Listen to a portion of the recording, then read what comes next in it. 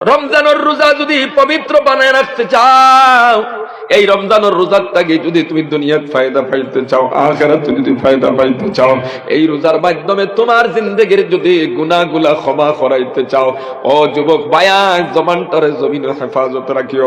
এই জবান দিয়া মানুষের গীবত করিও না, মানুষের পিছনে তহমত লাগাইও না, মানুষের গালি গালাজ করিও না। অনেক মানুষ আছে রোজা রাখার পর সারাদিন এই জবান দিয়া শুধু মানুষের কথা লইয়া ব্যস্ত থাকে, আছে না নাই? কথা লাগিয়া হাদিস শরীফের মধ্যে আল্লাহর নবী বলেন, অনেক মানুষ আছে রোজা রাখবো, সারাদিন উপবাসে দিন কাটাইব, শুধু উপাস থাকাটাই তার বিনিময়, তার উপরে আর কিচ্ছু পাইতো নাই। আবার অনেক মানুষ আছে সারা রাত আপনার জাগরণ থাকবো, ইবাদত করবো, কিন্তু এই যে হজাক থাকিয়া গুমর ক্ষতি করলো, এতটুকুন তার ফায়দা, এর চাইতে কোনো লাভ হবে না। মুফাসসিরিনে কেরাম বলেন, এক মানুষের রোজা রাখলো, শুধুমাত্র বিনিময় পাইলো সারাদিন উপবাসে দিন খাটানে, কোনো সওয়াব নাই, আল্লাহর কাছে গিয়া সে কোনো বিনিময় পাবে না। তার কারণ কি? দা বলে, এক নম্বর কারণ হইল রোজা রাখছে ঠিক, কিন্তু হারাম জিনিস দিয়ে আপনার চেহারি খাইছে, ইফতার খাইছে। দ্বিতীয় কারণ হলো রোজা রাখছে ঠিক, কিন্তু জমিনের মধ্যে ওই রোজা রাখার পরে বান্দায় জবান দিয়ে মানুষের সমালোচনা করছে, মানুষের গীবত করছে, মানুষের পিছনে আইব তালাশ করছে, মানুষের পিছনে তহমত লাগাইছে, যার দরুন বান্দা রোজা রাখছে ঠিক, তার বিনিময় হিসাবে শুধুমাত্র উপাস থাকাটা, এছাড়া আর কিচ্ছু পাবে না। নাউযুবিল্লাহ। এই জন্য মাশাইখ হকলে কইতরাম, একজন মানুষে তার রোজারে যদি শুদ্ধ বানাইতে চায়, রোজার 6টা আদব আছে, ওই 6টা আদবরে আপনারা পালন করিয়া যাবা। তার জন্য জরুরি এই 6টা জিনিসরে যদি সে সঠিকভাবে পালন করিয়া যায়, তার রোজা হেফাজত থাকবো, তার রোজার মধ্যে কোনো ত্রুটি হবে না।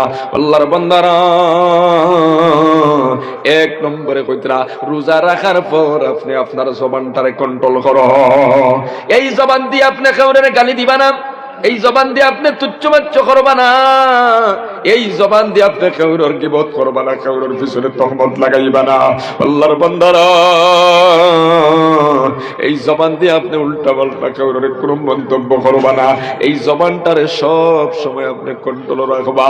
কারণ যদি আপনি গীবত করতে থাকুন, চুগলি করতে থাকুন, তহমত লাগাইতে থাকুন, আপনি সারাদিন রোজা রাখবা, উপাস থাকবা, এর বিনিময়ে কোনো সওয়াব আপনার নসিব হবে না। নাউযুবিল্লাহ। আল্লাহর নবীর জামানাত 2 জন মহিলা রোজা রাখছেন, রোজা রাখার পর ফেটর বুকর কারণে পেরেশান হয়ে গেছেন, একবারে মরণাপন্ন হয়ে গেছেন। সাহাবায়ে কেরাম বলে, আল্লাহর নবীর খেদমত জানাইলা, নবীজি 2 জন মহিলায় রোজা রাখছেন, কিন্তু ফেটর বুকর তাড়নায় পেরেশান হয়ে গেছেন, একবারে মৃত্যুর সম্মুখীন। আল্লাহর নবী খবর পায় সঙ্গে সঙ্গে আপনার একটা পেয়ালা, একটা বাটি পাঠায় দিলা, কইলা যাও এই বাটি তাদের সামনে নিয়ে রাখো, আর তাদেরকে বলো তারা যেন এই পেয়ালার মধ্যে বমি করে। আল্লাহর 2 জন বান্দে বমি করলো, বমি করার পরে তাজা মাংস বাড়ি আইলো এবং তাজা তাজা রক্ত আপনার পেট থেকে বাইরে আইছে। নাউযুবিল্লাহ। মানুষ সকল আশ্চর্য হয়ে গেল, সাহাবায়ে কেরাম সকল আশ্চর্য হয়ে গেল, এটা কি ঘটনা? আল্লাহর বান্দারা,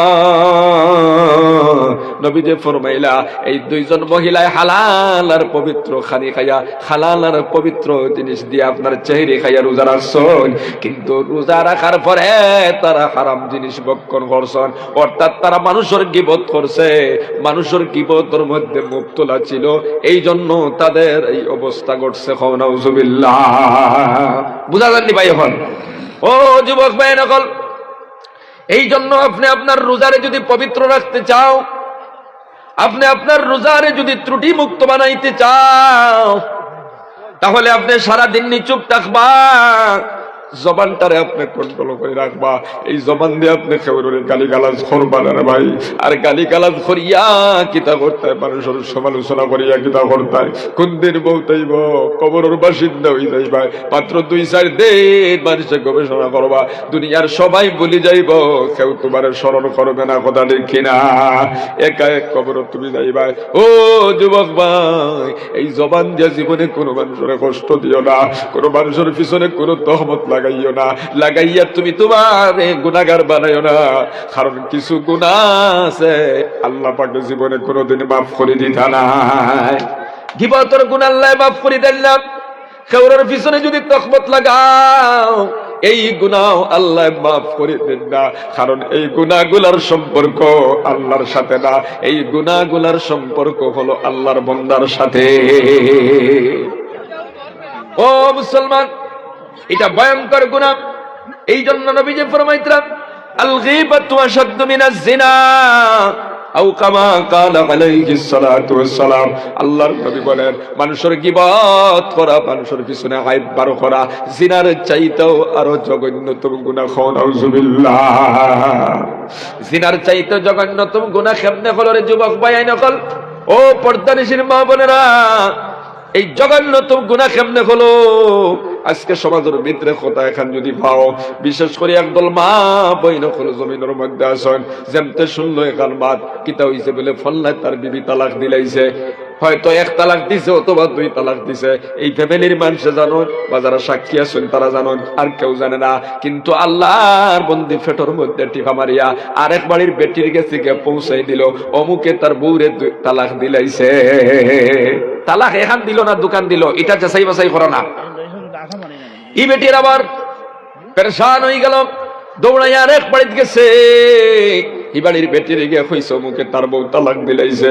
ও মুসলমান, একদল মা বোন সমাজের ভিতরে আসেন, তারা একদিনের ভিতরে পুরা এলাকার মধ্যে ছড়াইয়া দেন, বাদে খবর লইয়া দেখা যায় আল্লাহর বন্দায় 3 তালাক দিছে না। হয়তো ঝগড়া ফসাদের মধ্যে পড়িয়া তার বিবিকে কন্ট্রোল করার জন্য শরীয়ত সম্মত ভাবে হয়তো 1টা তালাক দিছে। কিন্তু ওই কিছু মা বোন সমাজের ভিতরে আসেন, তারা পুরা এলাকার মধ্যে ছড়িয়ে দিল বেটা তার বউরে একবারে ছাড়ি দিছে। নাউজুবিল্লাহ। ওই যে তার পিছনে বদনাম বার করলেন, তার পিছনে আপনি আইব বার করলেন, এটা নিয়ে তুমি ব্যস্ত হওয়ার কারণ কি? তা তুমি তোমার নিজের চিন্তা করো, কোন সময় তোমার ডাক আইব, তুমি মরে যাইবা, কবরের বাসিন্দা হইবা। তুমি নিজের চিন্তা নিয়ে ব্যস্ত থাকার কথা ছিল, কিন্তু না না, তুমি পাগল হয়ে গেলে মানুষের কথা লইয়া দোকানে মার্কেটে দিমুকায় বাজারও সব জায়গায় মানুষের কথা আপনি পৌঁছাইতে থাকলা। আল্লাহর বান্দিরা, ও যুবক বায়ান, এমন গুনাহ করছো তুমি, যত সময় ওই বান্দার গেছে মাফ চাইবে না, আল্লাহ পাক তোমারে ক্ষমা করিয়া দিতা নাই। নাউজুবিল্লাহ। হক হইল 2 প্রকার, একটা হইল হুকুকুল্লাহ আর একটা হইল হুকুকুল ইবাদ। আল্লাহর সাথে সম্পর্কিত যেটা, এটা হইল হুকুকুল্লাহ, আল্লাহর হক। ও মুসলমান, আপনি জিনা করি লাইছো, আল্লাহর কাছে তওবা করবা, শুকর পালি পালায় খাম দিবা। ও মালিক, আমি জিনা করি লাইছি, আমারে মাফ করে দাও। খালিস নিয়তে তওবা করলে হয়তো আল্লাহ তোমারে ক্ষমা করে দিলাইবা। কিন্তু তুমি যদি কোনো মানুষের পিছনে আইব বার করো, কোন আল্লাহর বান্দির পিছনে তহমত লাগাইলাই, লাগাবাড়ির বেটার পিছনে আপনি আইব বার করলা, বদনাম বার করলা, এই বেটায় এমন কোন গুনার কাম করে নাই, তুমি এমন একটা তহমত লাগাইয়া দিলাই। ও যুবক ভাইয়ান, এই গুনার সম্পর্ক ওই বান্দার সাথে জানা রাখিও। তুমি মসজিদে গিয়া তাহাজ্জুদের নামাজ পড়িয়া সিজদার মধ্যে পড়িয়া যদি খানতে থাকো আর বলতে থাকো, মালিক আমি বহুত বড় গুনাহ করি লাইছি, আমারে ক্ষমা করে দাও। কিতা গুনাহ বলে? আমি আমার চাচার পিছনে বদনাম লাগাইছি, আমি আমার ইমাম সাহেবের পিছনে বদনাম লাগাইছি, আমি আমার লাগাবাড়ির বেটার বউর পিছনে বদনাম লাগাইছি, লাগাবাড়ির বেটার ফুড়ির পিছনে বদনাম লাগাইছি। আল্লাহ তুমি আমারে ক্ষমা করে দাও। এইভাবে সারা জীবন যদি খান্দিতে থাকো, আল্লাহ পাক তোমারে ক্ষমা করে দিতা নাই, যত সময় পর্যন্ত আল্লাহর বান্দার কাছে ক্ষমা চাইবে না। নাউজুবিল্লাহ। ও যুবক ভাইয়া, এই গুনাহ যদি মাফ করাইতে চাও, যার পিছনে আপনি আইব বার করলাম, বদনাম বার করলাম, যার পিছনে আপনি তহমত লাগাইলা, ওই বেটার গেছে যাই ভাই এত দরিয়া কই ভাই ভাই রে আমি তোমার ও জানতে তোমার পিছনে একটা বদনাম লাগাই দিছি, ক্ষমা করে দাও। ওই বান্দা তোমারে যদি ক্ষমা করে দিলে আল্লাহ তোমারে ক্ষমা করে দিলেই বা তাহলে কত ভয়ঙ্কর গুনানি না গুনারা এখন চাইন আপনি হঠাৎ করে ভুল করে আল্লাহর নাফরমানি করে লাইছেন, আল্লাহর গেছে নির্জনে বয়া খান দিবা আল্লাহ আপনারে ক্ষমা করে দিলাইতে পারেন। কিন্তু এমন গুনাহ যদি করেন গীবতের গুনাহ, তহমতের গুনাহ, চুগলির গুনাহ, তাহলে আপনি আল্লাহর গেছে খান দিলে ক্ষমা পাওয়ার কোনো সুযোগ আছে? ও যুবক ভাইয়ান, বলতেছিলাম সামনে রমজান, ওই রমজানও 1 নম্বরে তুমি তোমার জবানটারে কন্ট্রোল রাখবা। এই জবান দিয়ে আপনি মানুষের কটু বাক্য কইবা না, দোকানে বইয়া তেমুকার মধ্যে বইয়া মানুষের সমালোচনা করবা না। বিশেষ করে বাড়িয়ে করে মা বোন যারা আছো বাইকর সাউন্ডকে খান কলিয়া হলো, ও মা বোনেরা অনেক জায়গা আছে রোজা মাসের দিন খামখাস ছাড়িয়া খামখাস শেষ করিয়া অনেক মা বই নকলে এক জায়গাত বইয়া অমুকর স্বামী কিলা, অমুকর ছেলে কিলা, অমুকর বউ কিলা, অমুকর ফুড়ি কিলা, অমুকর শাশি কিলা, অমুক কিলা, ওই যে মানুষের সমালোচনা লইয়া আপনারা ব্যস্ত হয়ে যায়। এলা যদি মানুষের সমালোচনা করতে তখন আইব যদি পার করতে তখন যদি তহমত লাগাইতে তখন তাহলে সারা দিন কষ্ট করে রোজা রাখবা, শুধু পেটর বুকটা বিনিময়ে পাইবাই, তাছাড়া আর কোন সওয়াব আপনার কপালে জুটবে না। খাও নাউজুবিল্লাহ। এই জন্য মাশাইখ হলে বুজুর্গ হলে কইতরা রোজারে শুদ্ধ যদি বানাইতে চাও 6টা আদব আছে, এটা ভিতরে পালন করা আবশ্যক। তার মধ্যে 1 নম্বর হইল নিজের জবানকে হেফাজতে রাখা, 2 নম্বরে চোখরে হেফাজত করা। রোজা রাখিয়া আপনি সিনেমা দেখবা, নাটক দেখবা, অন্যর মেয়ের দিকে খারাপ নজরে তাকাইবা, অন্যর স্ত্রীর দিকে খারাপ নজরে তাকাইবা, জিনার নজরে তাকাইবা। আল্লাহর বান্দারা মোবাইলের মধ্যে আপনি ল্যাংটা ফিল্ম দেখবা, সিনেমাও দেখবা, ঘন্টার পর ঘন্টা কাটাই দিবা। এমন ভাবে যদি রোজা রাখুন আপনার রোজা দুর্বল হইব, কমজোর হইব। এই রোজার থেকে আপনি মুকম্মল সব পাইতে না। আপনার রোজাটা মুকম্মল যদি আপনি ত্রুটি মুক্ত রাখতে চাও, আল্লাহর কাছ থেকে বিনিময় যদি পাইতে চাও, কারণ রোজা এমন দামি সম্পদ, বান্দায় যখন রোজা রাখে আল্লাহ পাক তারে এমন ভাবে গুনাহ থেকে মুক্ত করে দেয়। একটা সন্তান জন্ম নেওয়ার পরে যেমন কোনো গুনাহ থাকে না, এক বান্দায় আল্লাহর হুকুম ওই রোজা পালন করার পর আল্লাহ তারে এমন ভাবে গুনাহ মুক্ত বানায়া দেন। জোরে কও সুবহানাল্লাহ। ও মুসলমান, চোখ দিয়ে আপনি কারোর দিকে খারাপ নজরে চাইবা না।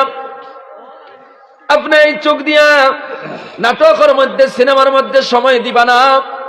আপনি রোজাদার, সব সময় চোখটারে আপনি হেফাজত করিয়া রাখবা। আপনি অন্যর দিকে খারাপ নজরে তাকাইবা না। কিন্তু কিছু মানুষ আছে রোজা মাসের দিন রোজা রাখিয়া সময় কাটেন না, খালি মোবাইল ও সিনেমা দেখেন, নাটক দেখেন, ফিল্ম দেখেন, আছে না নাই? ও যুবক ভাই নকল, সামনে রমজান বেশি দিন না। ওই রমজানের রোজাটা পবিত্র বানাইতে যদি চাও তাহলে আমরা 2 নম্বরে চোখটারে হেফাজতে রাখতাম। কথা ঠিক কিনা? চোখরে হেফাজত করতে। 3 নম্বরে খানটারে হেফাজত করতে। এই খান দিয়া আপনি গান শোনা না, এই খান দিয়ে আপনি মানুষের গালিগালাজ গুনা না। একজন মানুষে গীবত করে, চুগলি করে, একজন মানুষ আর একজনের সমালোচনা করে। আল্লাহর বান্দারা তুমি ওখান থেকে সরে যাও। আল্লাহর বান্দারে বলো আমি রোজাদার, আমি তোমার এই কথাগুলা শুনতে পারবো না, সঙ্গে সঙ্গে এখান থেকে সরিয়া চলে যাও। ও যুবক ভাই নকল, কারণ গীবত করা জেলা গুনাহ, ওই গীবতরে শোনাও তেমন গুনাহ। একজনের সমালোচনা করলে যেমন গুনাহ, ওই সমালোচনা শুনলে সমালোচনার সাথ দেওয়া হইল এটাও গুনাহ। এই জন্য তুমি তোমার কানটা হেফাজত করো। কানটারে তুমি গান বাজনার থাকি, নাটক তাকিয়া, গালি গালাজ থাকি, মানুষের সমালোচনার থাকি, গীবত তাকিয়া, এই সমস্ত গুনাহ থাকি আপনি আপনার কানটারে হেফাজত করো। 4 নম্বরে কইতাম নিজের দেহটারে গুনাহমুক্ত রাখো। শরীরের সমস্ত অঙ্গ প্রত্যঙ্গরে আপনি গুনাহ মুক্ত রাখুন। কোন অঙ্গ দিয়ে আপনি গুনাহ করবা না, জিনা ব্যভিচারে যাইবা না। আল্লাহর বান্দারা হাত দিয়ে আপনি খেউরে থাপ্পড় মারবা না, খেউরে লাত মারবা না, ঘুষি মারবা না। এক কথায় তোমার সমস্ত বডিরে আপনি গুনাহ মুক্ত রাখুন। যদি আপনি আপনার রোজাটারে পবিত্র, আপনার রোজাটারে মুকম্মল জানওয়ালা যদি বানাইতে চাও। 5 নম্বরে কইতাম আপনার রোজারে যদি সঠিকভাবে আপনি রোজা রাখুন, তাহলে 5 নম্বরে আপনি খেয়াল করা লাগবো, আপনি যেটা জিনিস খাইতরা, যে জিনিসটা দিয়ে আপনি চাহরি খাইলা, এটা আপনার পবিত্র আসেনি। আবার যেই জিনিসটা দিয়ে ইফতারও করলা, এটা আপনার পবিত্র আসেনি। আপনার রোজা যদি আল্লাহর কাছে কবুল করাইতে চাও রে বাবা, আপনার রোজাটারে আল্লাহর কাছে মকবুল যদি বানাইতে চাও, তাহলে আপনি হালাল আর পবিত্র জিনিস দিয়ে চাহরি খাইবা এবং হালাল আর পবিত্র জিনিস দিয়ে আপনি ইফতারটা করবা। 6 নম্বরে কইতরা, এই রোজা আল্লাহর কাছে কবুল হর কিনা না, এই ভয় ভীতি নিজের কলবের মধ্যে রাখা, অন্তরের মধ্যে রাখা।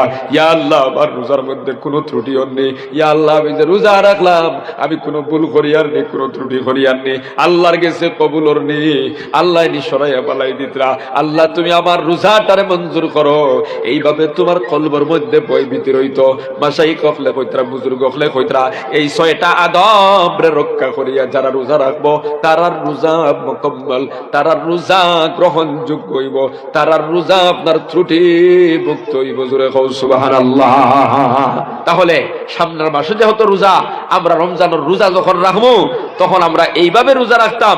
রোজা রাখার পরে আমরার জবান, আমরার চোখ, আমরার খান, আমরার দেহ যাতে কোনো গুনার মধ্যে মুবতলা হয় না, এবং হালাল আর পবিত্র জিনিস দিয়ে যেন আমরা চেহরি আর ইফতার করি, এবং সবসময় আমরা মনের মধ্যে ভয়ভীতি রাখতাম যাতে আমরা রোজাটা আল্লাহর কাছে মকবুল হয়। হাত উঠায় বলেন ইনশাআল্লাহ।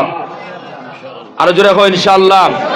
আল্লাহর নবী বলেন, আল গীবাতু আশাদ্দু মিনাজ জিনা, গীবত করা, মানুষের পিছনে হাইবার করা, এটা জিনার চাইতে জঘন্যতম গুনাহ, জিনার চাইতে জঘন্যতম গুনাহ। আপনারা কইবা জিনার চাইতে জঘন্যতম গুনাহ কেমন হইল? ও মুসলমান বাবারা, জিনার সম্পর্ক হলো আল্লাহর সাথে। বান্দা যদি জিনা করিলা আল্লাহর কাছে ক্ষমা চাইব, কিন্তু গীবত যদি করে, কোন বান্দার পিছনে বদনাম লাগায়, এই ক্ষমাটা আল্লাহর কাছে চাইলে হয় না। যেই বাইরে পিছনে বদনাম লাগাইছো তার কাছে ক্ষমা চাওয়া লাগে। এই জন্য জিনার চাইতেও জঘন্যতম গুনাহ। নাউজুবিল্লাহ। ও মুসলমান, আল্লাহর নবী বলেন, আমি মেরাজে যাওয়ার সময় রাস্তার মধ্যে দেখলাম একদল মানুষের হাতের নখগুলা তাম্বার, আর তারা এই নখ দিয়া মাংসগুলা খালি সুরাইতে আছে, সুরাইতে আছে। আমি জিব্রাইল টেজি খাইলাম, ভাই জিব্রাইল, এরা কুন্দল মানুষ। জিব্রাইল ডাক দিয়া বলেন, নবীজি, এরা জমিনের মধ্যে সব সময় মানুষের সমালোচনা করত, মানুষের গীবত করত, মানুষের পিছনে আইবার করত। কিয়ামত পর্যন্ত তাদের শাস্তি হলো তারা নিজে নিজের শরীরের চামড়ার মাংসগুলো এইভাবে টানি টানি উন্ডাইতে থাকবো। নাউজুবিল্লাহ। এমন ভয়ঙ্কর গুনাহ থেকে আমরা হেফাজত করতাম। আমরা মানুষের গীবত, মানুষের পিছনে আইবার করা, মানুষের সমালোচনা করতাম না। হাত উঠে বলেন ইনশাআল্লাহ। ও মুসলমান বাবারা, মানুষের চুকলি করবা না, সুকলকুর জান্নাতে যাইতে পারতো না। নবী যে ফরমাইতরা, লা ইয়াদখুলুল জান্নাতা কাত্তাত, আল্লাহর নবী বলেন, চুগলখোর কখনো জান্নাতে প্রবেশ করতে পারবো না। চুগলখোরি এমন ভয়ঙ্কর বেমার, আপনি চুকলি দিয়ে 2টা বাড়ির মধ্যে দরবার লাগাইয়া দিলা, চাচা বাতিজার মধ্যে দরবার লাগাইয়া দিলা, 2 বাড়ি দিয়ে আপনি ঝগড়া লাগাইয়া দিলা। ও মুসলমান, ইমাম আর মুসল্লির মধ্যে আপনি দরবার লাগাইয়া দিলা। এটা ভয়ঙ্কর গুনাহ। কিন্তু কিছু মানুষে বন্ধ করে এটা বেটাগিরি করছে, এটা কোনো গুনাহ নাই। কথা লাগি নবী যে ফরমাইতরা, যারা জমিনের মধ্যে চুকলি করব, চুগলগিরি করব, ওরা আল্লাহর জান্নাত প্রবেশ করতে পারবে না। নাউজুবিল্লাহ।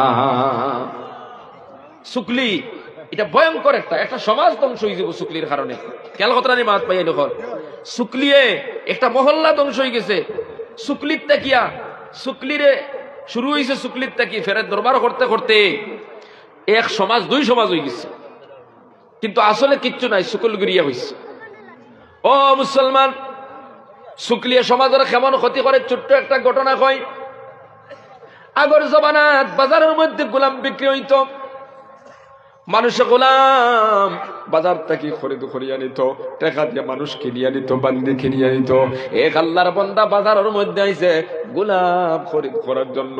আওয়াজ শুনতেছে খানার মধ্যে, কে যেন বলতেছে বাজারের মধ্যে, আমি একটা গোলাম বিক্রি করতে আইছি, আমার গোলামের দাম কম, খাম করে বেশি, কিন্তু আমার গোলামের গেছে একটা অভ্যাস আছে, ওই গোলামে তুরা তুরা শুকলি করে। আল্লাহর বান্দায় চিন্তা করলাম, দাম কম, খানিও খায় কম, কম দামে পাই আর কম খানি খাইব, কাম বেশি করব, তোরা তোরা শুকলি করে এইখানে কিতা হইতো। এ বেটায় কম দামি গুলাম পাইয়া বাজারও গিয়া খরিদ করে লাইলো, বাড়ির মধ্যে লইয়া গেল গিয়া। ওই যুবকটাই বাড়ির মধ্যে খুব খাম করে, কোনো অসুবিধা নাই, মালিকের সহযোগিতা করে। কিন্তু তার গেছে একটা ব্যাপার আছে, শুকলগিরি করা, অনর কথা হনো নেওয়া, হনর কথা হনো না, আর দুইজন দিদি দরবার লাগানি আছে না নাই? ও যুবক ভাইয়ান, হঠাৎ করে একদিন তার আসল রূপ দেখাইল। মালিকের কাছে গিয়া কইল, মালিক সাহেব, বলতাম মনে মনে লইয়া ঘুরিয়ান, কিন্তু হইতাম সাহস পাই না, আপনি বিশ্বাস করবা কিনা না জানি না। মালিকে কইল, বাবারে কিতা খসান দেখি কিতা জিনিস। আল্লাহর বন্দায় তার ওই সকল গিরের ডাক দেয়া কইল, মালিক সাহেব, আমি বহুদিন তাকি দেখি, আর আপনি তো অফিসত থাকুন, আপনার পরিবারের আরেক বেটার লগে সম্পর্ক হও, নাউজুবিল্লাহ। আসলে বেটার ইলা কোনো বেটির ইলা কোনো দোষ নাই, বেটির ইলা কোনো দোষ নাই, কোনো বেটার লগে সম্পর্ক নাই। বেটায় বলি তা কিতা হোস রে, আমার বউয়ে কত মহব্বত করে আমারে, আর তুই হোস আরেক গুল লোকের সম্পর্ক। বলে, ওই আমি জানি আপনি আমার কথা বিশ্বাস করতেন না, তাহলে কই না বউ দিন, আজ কই দিলাম এমন বুধ ভাইবার সময় হারাই দিছেন না, হারাই দিছে না, ভিতরে তুলা আই গেছে হরিয়া। পরের দিন মালিক বেটির গেছে গিয়া কইল, আল্লাহর বান্দে, তুমি আমারে নিজের সন্তানের মতো মহব্বত করো, ভালোবাসো, আমারে তুমি খানি খাওয়াও, কাপড় দাও। আমি বহুদিন থেকে একটা জিনিস দেখি আর কিন্তু হই না, হইতাম চাই। আর আমি ও কথা মনে করি, হওয়ার পরে হয়তো তুমি বিশ্বাস না করতে পারো। মালিক বেটি কইল, বাবারে কিতা কথা খোসাইন শুনি চাইন। আল্লাহর বন্দায় ডাক দিয়া কইল, আল্লাহর বন্দি, বহুদিন থেকে দেখি আর অফিসও আপনার স্বামী চাকরি করো, ওদিকে অফিসের মধ্যে তখন আর একটা বেটির লগে আপনার স্বামীর সম্পর্ক, মাঝে মাঝে তারার কুটুবালা চলিয়া যার, গপসপ চলিয়া যার, আসা যাওয়া চলিয়া যার। বেটিয়ে কইল, কিতা খোঁজ রে বেটা, আমার জামাইয়ে আমার স্বামীয়ে যতটুক মহব্বত করন আমি জীবনে কোনোদিন ভুলতে পারবো না, তুমি কিতা খোঁজ। বলে, আমি জানি তুমি আমার কথা বিশ্বাস করতে নাই, ওটা লাগে বহুদিন তাকে এস্টিমেট করি আর কিন্তু ডরাইয়া হই না। এমন বুধ ভাই ভাই কিছুদিন গেলে তোরা তোরা 10 জনের ভিতরে হারাই দিছেন না, হারাইছে না? ও যুবক ভাইয়ান, আরো কিছুদিন গেছে, যাওয়ার পরে 2 নম্বর ডোজ লইয়া গেছে। মালিক বেটারে গিয়া কইল, ও মালিক সাহেব, ও যে 6 মাস আগে গপ এখানে বসলাম, আপনি তো বিশ্বাস করছেন না। মালিক বেটায় কইলা, গোলাম, এখান তো বিশ্বাস করার কত কথা নাই। বলে, এখন তো বিশ্বাস করবাই। বলে, কিতা কোস? বলে, আগামী সপ্তাহ 10 দিনের ভিতরে আপনার বিবি আপনার হত্যা করিয়া অন্য বেটারে লইয়া সংসার করবো। খাও নাউজুবিল্লাহ। আপনি তো মানেন না, আপনার পরিবারে আপনারা জব করবো, এরপরে অন্য স্বামী গ্রহণ করবো, আর হবেটা লইয়া তার জিন্দিগি খাটাই। হইল, কিতা কোস ইতারে? বলে, আমি কই আরো, যদি বিশ্বাস করো না, আগামী একটা বার হইলিল, যেমন ধরিলাম উদাহরণস্বরূপ সোমবার বা রবিবার, তুমি রাত ঘুমাইও না, সোমবারে রাত্রে ঘুমাইও না, হজারটা কিয় আমার জানা মতো অমুক তারিখে তোমার হত্যা করবো, মার্ডার করবো। আল্লাহর বান্দারা, বেটার দিলের মধ্যেই বেমার ঢুকাইয়া দিছে। এবার ওই মালিক বেটির গেছে আইলো, মালিক বেটিরে ডাক দেয়া কইল, মালিক বেটি, তুমি তো বিশ্বাস করো না, 6 মাস আগে তোমারে কইছি তোমার স্বামীর আরেক বেটির লগে সম্পর্ক, তুমি আমার কথারে মানলাই না। এখন বুধ ভাই ভাই সপ্তাহ 10 দিন 15 দিনের ভিতরে তোমার স্বামী বিয়ার এখান করিলেই বা তোমারে তালাক দিলেই বা খাও নাউজুবিল্লাহ। বেটি মানুষের জাত, নরম দিল। বেটিয়ে কইলা, কিতা করা যায় বাবা? ইলা হাসাও করিলাই ত্রাণে তো না হাসাও করে রে। বলে, এমনও প্রমাণ পাইবাই 7 দিনই গেলে। বেটি সরল সিধা মানুষ কইলা, কিতা করা যায় কৌসাইন? বলে, আমার কাছে একটা উপায় আছে, আমার কাছে একজন মোল্লা আছেন, আমি যদি মোল্লাকে করিয়া দেয় তোমার স্বামী তোমার জীবনে তালাক দিত না, আর আরেক বেটি আনবার নাম খান জীবনে মুখ লইত না। বেটিয়ে কইলা, বাবারে যা লাগে তোরে দিমু, তুই তো বখালি ওখানটা করাইয়া দিয়ে আমার আবাজ ওখানটা ঠিক করিয়া দে। ও যুবক ভাইয়ান, ওই গোলামে মালিক বেটিরে ডাক দিয়া কইল, ও মালিক বেটি, যদি আপনি এই মুসিবত থেকে বাঁচতে চাও, আমি যা কইব তুমি কি দিবাই? বলে যা চাইবে তা দিব। বলে কঠিন কিচ্ছু দেওয়া লাগতো না, ছোট্ট একটা জিনিস দিলে খাম হয়ে যাইব। বলে কি তা? বলে আগামী সোমবারে রাত্রে তুমি যদি ও তোমার স্বামীর যদি দুঃসার দাড়ি খাটিয়ে আনি দিতে পারো, তাহলে আমি মোল্লার লগে আলোচনা করছি, ওই মোল্লায় এমন একটা মোল্লাকে করিয়া দিব আর জীবনে কোনোদিন তোমার স্বামী তোমার তালাক দিত নাই, আরেক বেটি বিয়ে করার কোনো চিন্তা ধারণা করতো না। বেটি কইলো আমি আরো মনে করছি বা লাখ টাকা কইবে তুই, তুমি তো সুজা ব্যাপার, দাড়ি 3 গেছা আনে দিতাম ইনতে, গীতা তো কোনো অসুবিধা আসেনি, ইতা আমি সোমবার রাইতান দিলেই। ইবাই বেটারে কইছে সোমবারে তোমার জব করবো, খেয়াল করিও, হুশিয়ার থাকিও, তোমার বউ তোমার সোমবারে হত্যা করব, হত্যা করিয়া দ্বিতীয় স্বামী গ্রহণ করব। আর এদিকে বেটিরে কইছে, ও আল্লাহর বান্দি, আমি তোমার মোল্লাকে করাইয়া দিব, আমার কাছে এমন ডাটেক মোল্লা বেটা আছে, তোমার জীবনে স্বামী আর কোনোদিন গালি দিত না, কষ্ট দিত না, তালাকও দিত না, তুমি খালি 3 গেছা দাঁড়িয়ে রাতের বেলা তুমি তোমার স্বামীর মুখটাকে আনিয়া দিও। আল্লাহর বান্দা রাত্রে ও রাত স্বামী বাড়িতে আইলাম, আল্লাহর বন্দির ইচ্ছা তৈল দাড়ি 3 গেছে লাগে, আজকে আওয়ার পরে স্বামীর লোকে সুন্দর আচরণ ব্যবহার কথা জলদি করে পাওয়া দোয়া দিলা, আল্লাহর বন্দারে খানিয়া নিয়ে দিলা, আপনার বিছনা করে হুতাইলা, ফাওয়াত সুন্দর করে মালিশ করে দিতরা। আর এদিকে মালিক বেটায় মনে মনে চিন্তা করে, গোলামে কইছে সোমবার রাত্রে বেটি আমারে জব করতো, আজকে যে আকারে তাই আমারে মায়া করতি, মনে হয় হাসাও জব করিলাইতো, আমি আর ঘুমাইতাম না। আইজ রাই দেখি কিতা করে বুধবার আইন। ও যুবক ভাই নকল, একটা চুকলিয়া সব শেষ করি বালাই দেন। আল্লাহর বান্দায় মনে মনে চিন্তা করে, অন্য দিন যতটুক মায়া করতো মহব্বত করতো এর চাইতে আজকে বেশি করেন। আর বেটির উদ্দেশ্য হইল আমি তোরা খেদমত করি। আল্লাহর বান্দা ঘুমাই গেলে কোনো মতে 3 গেছা দাড়ি নিমু গিয়া, আর দাড়ি যদি খাটিয়া নেই গিয়া, গোলামে কইছে মোল্লাকে খরাইয়া দিব, মোল্লাকে খরাইয়া দিলে সংসারটা ঠিক হয়ে যাইব, আর জীবনে কোনোদিন সংসারের কোনো সমস্যায় দেখা দিত না। বেটির উদ্দেশ্য খারাপ নিখন যায় না, না, বেটির উদ্দেশ্যটা বালা। আল্লাহর বান্দা রাত্রে কিছু রাইত হয়ে গেছে, বেটি এমন করছে, বেটা ঘুমাই গেছে, কারণ দীর্ঘ সময় বেটিয়ে খেদমত করছে। এবার আল্লাহর বন্দি চাক্কু হাতের মধ্যে লয়ে গেছে, দাড়ি 3 গেছে কাটবার লাগিয়া, সঙ্গে সঙ্গে আল্লাহর বন্দা চোখ খুলিয়া কইল, আমার গোলামের কথা তো ঠিক আছে। গোলামে কইছে, তুই আজকে রাইতে আমারে জব করতে, হাসাও তো তোর হাতের মধ্যে চাকু। আল্লাহর বন্দি কইল, না না ও স্বামী জান, আমি তোমারে মারার জন্য চাকু আনি নাই, আমারে গোলামে কইছে মোল্লাকে করাই দিব, তোমার 3 গেছে দাড়ি নিতাম, এটার মালিক মানে না। এক পর্যায়ে চাক্কু হাতের মধ্যে লইয়া তার স্ত্রীর জানতে পারছে, খলিঞ্জা বেরিয়া পার লগে লগে আল্লাহর বন্দি জমিন থেকে বিদায় হয়ে গেল। ও যুবক ভাই নকল, কিতাবের মধ্যে ঘটনা লেখছে, একটা চুকলির কারণে নির্দোষ একজন নারী তার জীবনটা শেষ হয়ে গেল, দুনিয়ার থেকে বিদায় হয়ে গেল। সকাল যখন হইছে, মেয়ের বাবার বাড়ির যখন খবর পাইলা, বাইনতে সাসাইনতে বাপ হলে সবে খবর পাইয়া তারা আপনার লাঠি লুটি লইয়া ইয়া আল্লাহর বান্দা ওই মহিলার স্বামীরও তারা হত্যা করে লাইল, 2 জন শেষ। ও যুবক ভাই, এরপরে যখন এই মালিক বেটার গোষ্ঠী খানদানে খবর পাইলা, তার হোর বাড়ির মানুষে আমরার ফুয়া মারি লাইছুন, ছেলে মারি লাইছুন, তারার মাথা গরম হইব নইতো নাই। ও আল্লাহর বান্দারা, তারা কয়েকজন লাঠি লেঞ্জা দা লইয়া বার হইছেন, এদিকে মেয়ের বাড়ির থেকেও তারাও আপনার লাঠি লেঞ্জা লইয়া বার হইছেন। 2 পক্ষের মধ্যে মারামারি শুরু হয়ে গেল, কাটাকাটি শুরু হয়ে গেল। একটা চুকলির কারণে কয়েকশো মানুষ আপনার আহত নিহত ইলা খাও নাউজুবিল্লাহ।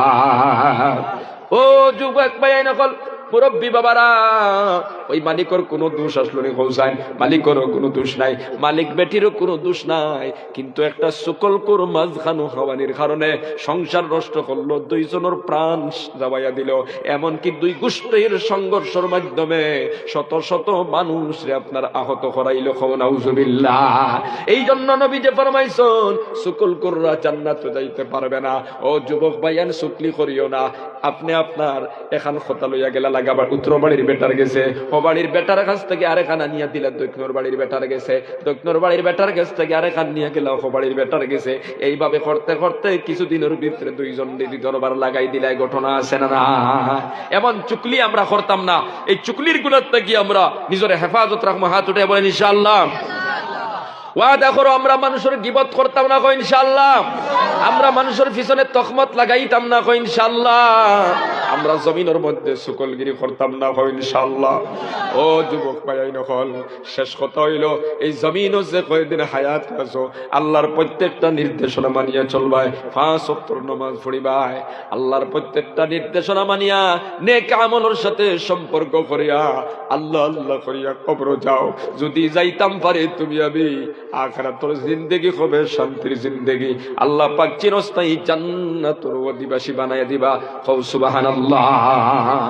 যাই হোক বাবাজিরা আমার বায়ান হল, আমরা এই যে হায়াত যে কয়দিন পাইছি 40-50 বছর 60-70 বছর 80 বছর একনাইনটা বেকার নষ্ট করতাম না। প্রতিটা মুহূর্ত, প্রতিটা ঘন্টা, প্রতিটা দিন আমরা ভালো কাজের লোকে লাগাইয়া যাইতাম, নামাজ পড়িয়া যাইতাম, রোজা রাখিয়া যাইতাম, সব সময় মানুষের খেদমত করতাম, মসজিদ মাদ্রাসার লগে সম্পর্ক রাখতাম, দুনিয়ার আল্লাহর বান্দার খেদমত করতাম, মখলুকের খেদমত করতাম, এক কথায় ভালো ভালো কাম করিয়া যাইতাম। সবে আতুটাই হয় ইনশাআল্লাহ।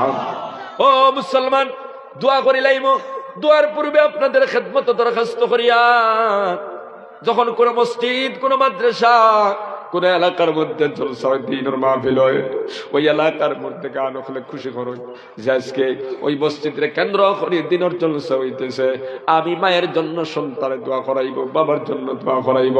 ও যুবক ভাইয়ান, মুরব্বী বাবারা, অনেক ভাই কেন আছো, মা নাই বাবা নাই, কবর গেছে গিয়া, কবরের ভিতরে অসহায় হাতের দিকে তাকায় আসেন, আজকে মসজিদের কেন্দ্র করিয়া জলসা, এই জান্নাতি বাগান হইয়া মা বাবার জন্য আপনি দোয়া করাইবা। আমি মুসাফির আপনাদের খেদমত দরখাস্ত করিয়া দোয়ার পূর্বে আপনারা প্রত্যেকে তুড়া তুড়া আল্লাহর গরর লাগি মুর্তেগানোর মাগফিরাতের জন্য দিবাই রাজি আছেন তো ইনশাআল্লাহ? আছেন তো ইনশাআল্লাহ? 50 টাকা বারো, 10 টাকা বারো, 100, 200, 1000, 2000 যত বারো আল্লাহর ঘর খানো দাও। জালালউদ্দিন সাহেবে 500 টাকা দিছেন, মা বাপ নাইনি, মা নাই বাবা নাই, আল্লাহ মা বাবার কবর দে আপনি জান্নাতের বাগ বানাও। জালালউদ্দিন সাহেবের মা বাবার কবর থেকে দেখরা আল্লাহ 500 টাকার বরকতে মা বাবার কবর দে জান্নাতের বাগান বানাই দাও। সবে আমিন। এই মাহফিলের ভিতরে আসুনি কোন আল্লাহর বান্দা মা নাই বাবা নাই, অথবা 10 জন থেকে একজন নাই, মাত্র 1000 টাকা আল্লাহর ঘর খানো দিবাই, মার নামে 500, বাবার নামে 500। যদি কোনো আল্লাহর বান্দা তাকাত খান উঠে ঘোষণা করো, এই মাহফিলের পক্ষ থেকে দোয়া করিয়া দেব ইনশাআল্লাহ। নিজামউদ্দিন সাহেব 500 টাকা দিলে আল্লাহ কবুল ফরমাও, ও আল্লাহ তার মাই বাপরে মাফ ফরমাও, কবরবাসী আল্লাহর কবরটা জান্নাতের বাগান বানায় দিলাও। হো আমিন, জোরে হো আমিন। দেখি 1 জন বায়াত উঠাও চান, 1000 টাকা দিবাই, মার নামে 500, বাবার নামে 500। আজকের এই মাহফিলের পক্ষ থেকে মা বাবার জন্য দোয়া করে দেব ইনশাআল্লাহ। আসনি কোনো ভাই 1000 টাকা দিবাই। বদরুল ভাই 200 টাকা আল্লাহ কবুল ফরমাও, মা নাই বাবা নাই, আল্লাহ তারা 10 জনের কবর দে আপনি জান্নাতের বাগ বানাও, কবরের মধ্যে রহমতের জড়ি বরসাও। সবে আমিন। মার নামে 500, বাবার নামে 500 নগদ থাকে না, শুক্রবারে দিলেই বা নিয়ে আগামী শুক্রবারে আসুন 1 জন ভাই 1000 টাকা দিবা, তাহলে এতখান উঠাও দিকে আমি দোয়া করিলে ইনশাআল্লাহ। 1000 টাকা না কিতাব নাম কিতা নাম ইয়াসিন আলী সাহেব 200 টাকা আল্লাহ কবুল ফরমাও, আল্লাহ তন্ময় বাপরে মাফ ফরমাও, আল্লাহ জিন্দা মুর্দারে আপনি মাফ করে দাও। সবে হুক আমিন, জোরে করে হো আমিন। দিলবার হোসেন 100 টাকা দিছেন, বাবা নাই, বাবার কবরটা আপনি জান্নাতের বাগ বানাও, কবরের মধ্যে রহমতের জড়ি বরসাও। সবে হো আমিন, জোরে হো আমিন। সজনু মিয়া 500 টাকা দিবা, বাবা নাই, আল্লাহ বাবার কবর নগদ দিলাইছেন, বাবার কবরটা জান্নাতের বাগ বানাও, কবরের মধ্যে রহমতের জড়ি বরসাও, বাবার কবরটা আপনি নূর দিয়ে মনোবর করে দিলাম। সবে হো আমিন, জোরে করে হো আমিন। কোন ভাই দিবা এতক্ষণ উঠাও চাই, নগদ আঞ্চনা বিকালে দিলাই ভাই, আগামী কালকে বিকালে দিলাই ভাই, অথবা সকালে দিলাই ভাই। আমার ভাই হাফিজ মাসুম আহমদ সাহেব 1000 টাকা আল্লাহ তোমার করে দিবা। ও মালিক বাবা আসুন, আপনার মাসুম ভাইয়ের বাবা নাই, কবরের মধ্যে হুতি রইছেন। এই মুহূর্তে বাবা কবর থাকি দেখরা, আল্লাহ আমার ভাই মাসুম আহমদ সাহেব 1000 টাকা তোমার ঘর দিলা। ও মালিক, এই মাহফিলের পক্ষ থেকে দোয়া করিয়া মাসুম ভাইয়ের বাবার কবর খান্তরে জান্নাতের বাগ বানাও, কবরের মধ্যে রহমতের জড়ে বসাও। সবে আমি জোরে করে আমিন।